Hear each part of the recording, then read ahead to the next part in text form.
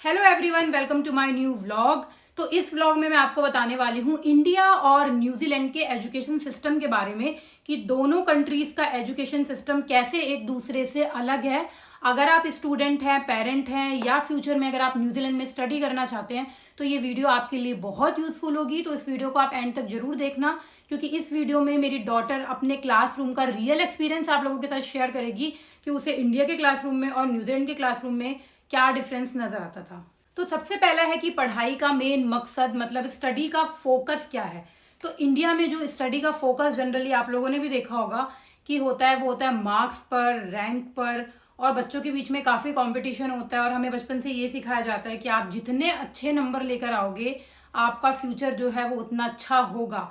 But New Zealand में ऐसा नहीं है, यहाँ पे उल्टा है। यहाँ पर बच्चे को स्किल्स के बारे में सिखाया जाता है, उसकी प्रैक्टिकल नॉलेज को डेवलप किया जाता है। यहाँ बच्चे मार्क्स के पीछे नहीं भागते। मैंने ऐसे देखा है कि जो अगर बच्चों को आप कोई पेपर देते हो और वो अपने एग्जाम में आप पेपर कर रहे हैं, अगर उन्हें कोई क्वेश्चन नहीं आता तो वो ऐसा नहीं है कि वो इधर उधर से देखेंगे या चीटिंग करेंगे। उनको जितना आता है वो उतना लिख देते हैं, बाकी का पेपर छोड़ देते हैं, क्योंकि उनके ऊपर ना पेरेंट्स के द्वारा ना टीचर के द्वारा मार्क्स को लेकर कोई भी दबाव नहीं डाला जाता। तो यहाँ पर बच्चे सिर्फ याद नहीं करते हैं, चीज़ों को सीखते हैं और मार्क्स का जो डर होता है वो उनके मन में बिल्कुल भी नहीं होता। सेकंड है रट्टा सिस्टम या अंडरस्टैंडिंग। इंडिया में बच्चे को मतलब चीज़ों को याद कराया जाता है, रटाया जाता है। सिंपल सा कॉन्सेप्ट है। हमारे एक सिलेबस होता था, उसमें बहुत सारे लेसन होते थे। हम किताब को याद करते थे, लेसन याद करते थे, उसके क्वेश्चन आंसर याद करते थे, फिर हम क्या करते थे, सीधा एग्जाम देने जाते थे। और एग्जाम देने के शायद मुझे लगता है 1 महीने बाद ही वो चीज़ें हमारे माइंड से गायब हो जाती थी। कुछ स्पेसिफिक चीज़ें जिन पे हमने सोचा है, जिन चीज़ों पे हमने जोर दिया है, या जो चीज़ें हमने प्रैक्टिकल की हैं, जिन चीज़ों की इमेज हमारे माइंड में बनी है, बस वही चीज़ें हमें याद रहती थी। बाकी जो हमसे जबरदस्ती रटवाया गया है, जो बड़े बड़े पैराग्राफ थे, वो हम भूल जाते थे। मैं एक साइंस की स्टूडेंट हूँ और मेरा बायोलॉजी फेवरेट सब्जेक्ट था। तो आपको पता है कि बायोलॉजी में कितना ज़्यादा रटना होता है। तो जो चीज़ें मैंने समझी हैं वो मुझे आज तक याद है, और जो चीज़ें मैंने ज़बरदस्ती रटी थी बायोलॉजी में, अगर आपको पता होगा कि बहुत बड़े बड़े साइकिल्स होते हैं, क्रेब्स साइकिल होता है, ग्लाइकोलिसिस साइकिल होता है, तो उनमें से बीच बीच में कुछ प्रोडक्ट्स बनते हैं, कुछ केमिकल्स रिलीज होते हैं। तो मुझे कुछ चीज़ें, तो मतलब कुछ चीज़ें क्या, मुझे कुछ भी अभी फिलहाल याद नहीं है। बहुत सारी चीज़ें जो है वो मेरे माइंड से जो है वो गायब हो चुकी है। तो इसीलिए न्यूजीलैंड में ऐसा नहीं है। न्यूजीलैंड में बच्चे से पूछा जाता है कि तुम क्या सोचते हो, उसकी क्रिटिकल थिंकिंग पे जोर दिया जाता है, उसकी प्रॉब्लम सॉल्विंग एबिलिटी को और ज़्यादा निखारा जाता है। जब बच्चा सोचता है और समझता है, उसके बाद वो चीज़ें जो होती है ना उसके माइंड में अपने आप रिटेन होती है। तो यहाँ पे रटिफिकेशन बिल्कुल भी नहीं है। थर्ड है एग्जाम प्रेशर। आपको भी पता है कि जब इंडिया में बच्चों का एग्जाम आता था तो कैसा घर का माहौल हो जाता था। सब एक अलग ही लेवल के स्ट्रेस में चले जाते थे, चाहे वो मम्मी हो, पापा हो। हम घर पे सबको बोल देते थे नहीं नहीं नहीं यार, बच्चों का एग्जाम आने वाला है और अभी हम लोग कोई पार्टीज अटेंड नहीं करेंगे, हम कहीं बाहर नहीं जाएंगे। मतलब एक अलग ही स्ट्रेस का माहौल होता था। बच्चे स्कूल से आता था, उसके नेक्स्ट डे के एग्जाम की प्रैक्टिस कराई जाती है, तो एक बहुत ही स्ट्रेसफुल एनवायरनमेंट होता था। बच्चा भी खुद स्ट्रेस में चला जाता था। तो इस कहने का मतलब ये है कि इंडिया में एग्जाम का स्ट्रेस जो है वो बहुत ही ज़्यादा होता है। न्यूजीलैंड में एग्जाम होते हैं और उसका स्ट्रेस लेवल अगर मैं कहूँ इंडिया के कंपैरिजन में तो बहुत ही ज़्यादा कम है, क्योंकि यहाँ पे जैसा कि मैंने आपको बताया कि मार्क्स के पीछे बच्चे भागते नहीं हैं।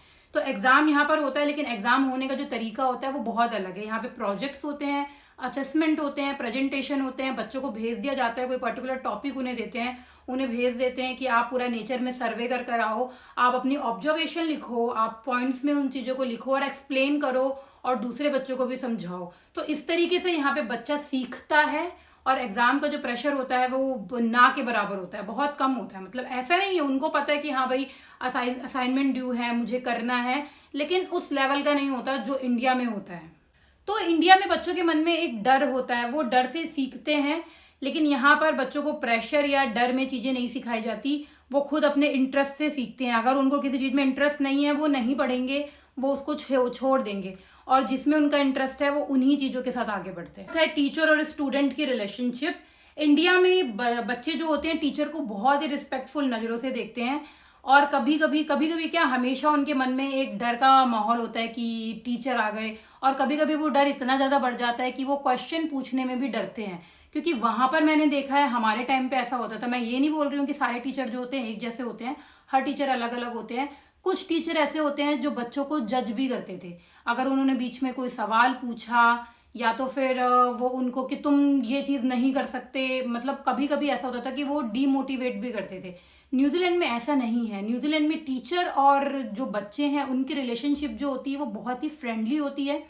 मतलब बच्चे और टीचर जो होते हैं ना, वो एक ग्रुप बना के बैठ जाते हैं। बच्चे एक टीचर की रिस्पेक्ट करते हैं, लेकिन वो हमेशा उनसे वो डरे हुए नहीं होते, और वो जो रिस्पेक्ट होती है वो उनकी नज़रों में होती है, और वो एक अलग ही उनकी रिलेशनशिप होती है। वो बच्चा टीचर से कुछ भी पूछने में ऐसे घबराता नहीं है।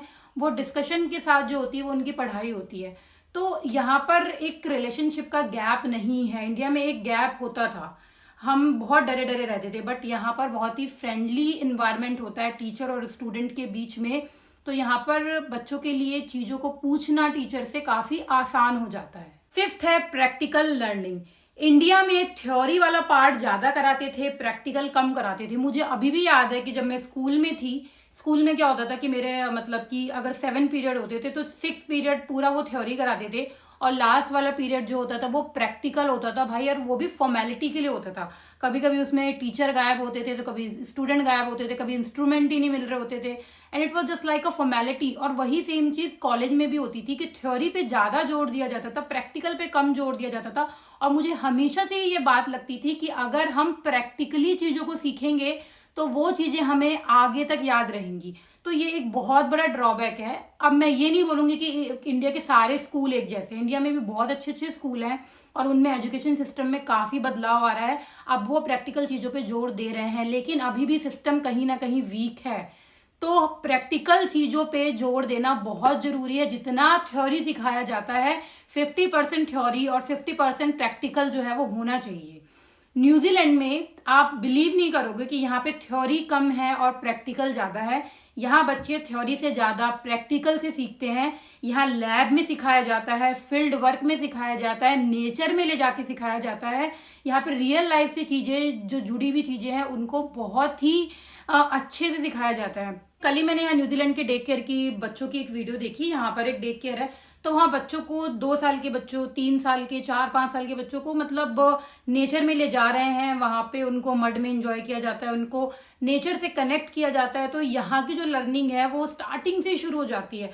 जब बच्चा छोटा होता है तब से ही शुरू हो जाती है। और थ्योरेटिकल चीज़ों का जो प्रेशर है, जो थ्योरी के बारे में सिखाया जाता है, वो जब वो बड़े हो जाते हैं तब उनके ऊपर इस चीज़ का प्रेशर जो है वो डाला जाता है। 6 है कॉन्फिडेंस एंड क्रिएटिविटी। तो इंडिया में क्या होता है कि बच्चे मार्क्स की जो रेस है उसमें दौड़े जा रहे हैं, भागे जा रहे हैं, और कहीं ना कहीं क्रिएटिविटी जो होती है वो दब जाती है।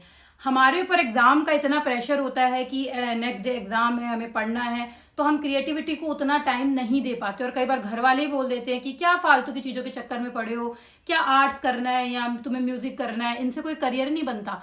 आप पढ़ाई पे ध्यान दो, मार्क्स पे ध्यान दो, उसी से ही उस पर तुम्हारा मेन फोकस होना चाहिए और उसी से ही तुम्हारा करियर बनेगा। तो कहीं ना कहीं वहाँ पर जो क्रिएटिविटी है वो दब के रह जाती है।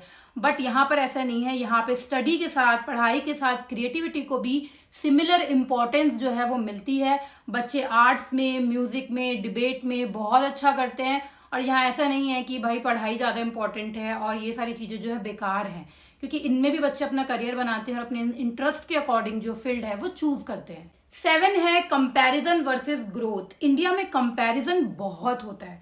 हम अपने बच्चे का कंपैरिजन करते हैं पड़ोसी के बच्चे से या उसके क्लासरूम में जो बच्चे होते हैं उससे। हमेशा इसी कंपैरिजन की वजह से क्या होता है, कभी कभी ग्रोथ जो होती है वो दब के रह जाती है।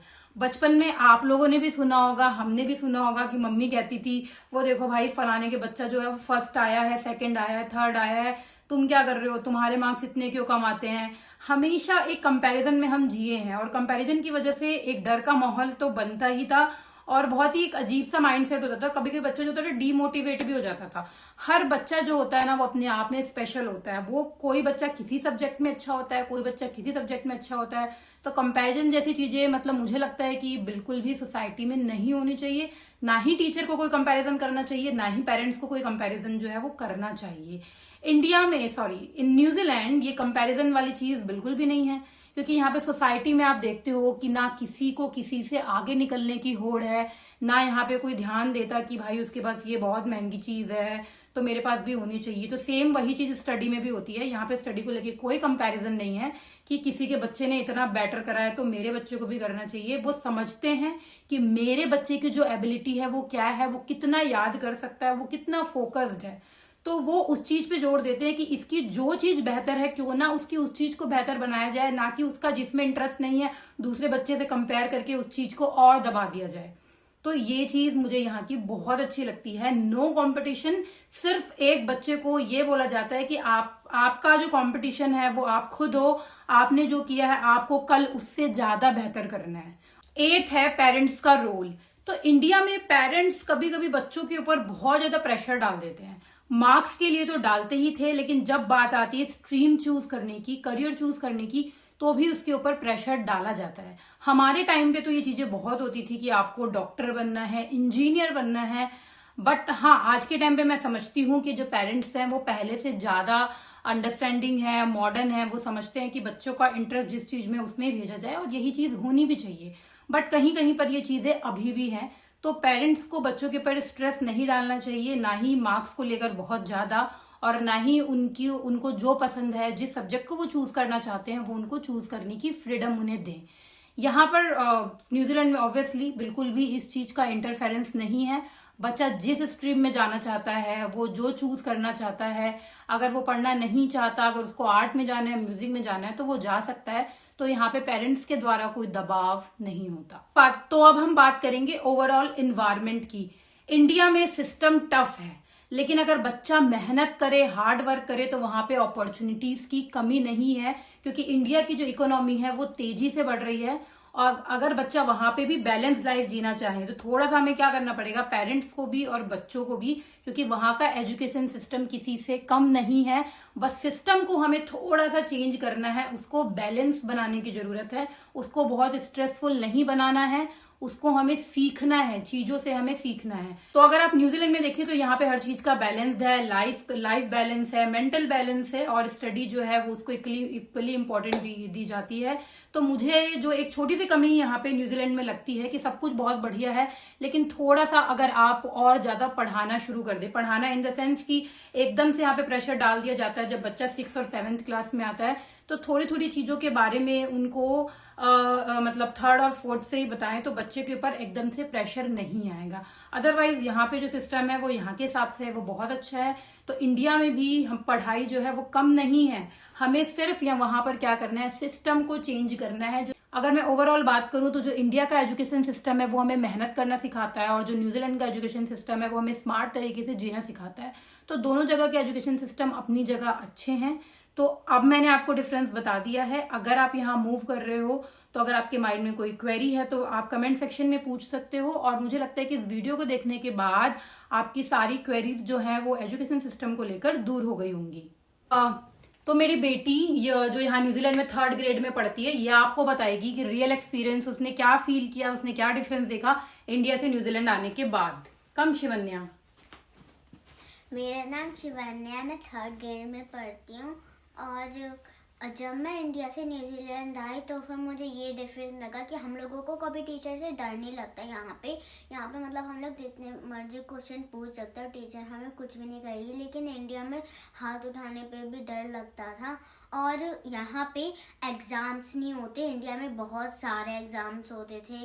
और यहाँ पे ज़्यादा पढ़ाई नहीं होती, हमें कम से कम 10 मिनट्स मिलते हैं खेलने के लिए, और कभी कभार जब छुट्टी हो जाती है तब भी हम लोग खेलते हैं। और यहाँ पे होमवर्क नहीं होता, और यहाँ पे हर एक चीज़ टाइमर के साथ कराता है। जैसे कभी कभार हम लोग किसी चीज़ टाइमर के साथ करते हैं, जैसे माइनस, प्लस, डिवाइड, ये सब। और इंडिया में ये सब टाइमर के साथ नहीं कराते थे, इसलिए बच्चे वहाँ पे करने में बहुत स्लो थे। और वहाँ पे इंडिया में बहुत ज़्यादा वो कराते थे आपको क्लास वर्क वगैरह? हाँ, वहाँ पे बहुत सारा क्लास वर्क था और बहुत सारा होमवर्क भी था। लेकिन यहाँ पे ज़्यादा पढ़ाई नहीं कराते और यहाँ पे होमवर्क नहीं मिलता। नॉलेज भी होती है, जैसे एथलेटिक्स डे और साइंस में हर एक बस बताते नहीं है, वहाँ पे हम लोग एक्सपेरिमेंट्स भी पढ़ते हैं। तो फिर साइंस यहाँ पे ज़्यादा बोरिंग नहीं है, वो बहुत अच्छा सब्जेक्ट है। और यहाँ पे हम लोग कुछ स्पोर्ट्स भी करते हैं, जैसे कि हर एक फ्राइडे हम लोग एक डे की प्रैक्टिस करते हैं और वो हर एक साल में आता है। उस डे का नाम है एथलेटिक्स डे। वहाँ पे सिर्फ स्पोर्ट्स होते हैं, जैसे हम लोगों को 400 मीटर्स तक रन करना होता है और हम लोगों को बहुत सारी चीज़ें कराते हैं। और यहाँ पे डेज भी होते हैं, जैसे कभी कभार अगर तो हम लोग बहुत अच्छे से बिहेव करते हैं तो फिर टीचर हम लोगों को कुछ डेज कराती है, जैसे पजामा डे। वहाँ पे हम लोग मतलब पढ़ाई नहीं करते। इंडिया में फिर भी अगर तो कोई फेस्टिवल आता था तो फिर हम लोग पढ़ाई करते थे, लेकिन उस दिन हम लोगों ने बिल्कुल भी पढ़ाई नहीं करी। और एक और डे आता है जो हमेशा जब छुट्टियां पड़ती हैं तब आता है, उनके छुट्टियों के लास्ट में, और उस डे का नाम है मफ्ती डे। वहाँ पे भी बस हम लोग खेलते और थोड़ी बहुत ही पढ़ाई करते हैं। तो फिर आपके तो मज़े आ गए शिवन्या, आपको तो यहाँ पे ज़्यादा पढ़ना नहीं पड़ता, आप बस प्रैक्टिकली ही चीज़ें ज़्यादा करते हो। तो आप मुझे बताओ कि आपको कहाँ का एजुकेशन सिस्टम ज़्यादा अच्छा लगा और आपको इंडिया की कौन सी चीज़ की ज़्यादा याद आती है, किस चीज़ की याद आती है? मुझे वैसे न्यूजीलैंड का एजुकेशन सिस्टम ज़्यादा अच्छा लगा, और मुझे इंडिया में ज़्यादा चीज़ों की याद नहीं आती, बस मुझे अपने स्कूल की फ्रेंड्स की याद आती है, क्योंकि यहाँ पे फ्रेंड्स हमेशा इंग्लिश में बात करते हैं और वहाँ पे हिंदी में करते थे, इसलिए मुझे वहाँ पे ज़्यादा मज़ा आता था अपने फ्रेंड्स के साथ बैठने में। यहाँ पे इतना नहीं आता। तो अगर आपको वीडियो अच्छी लगी हो तो वीडियो को लाइक करो, शेयर करो, कमेंट करो। हम मिलते हैं अगली वीडियो में, तब तक के लिए बाय बाय।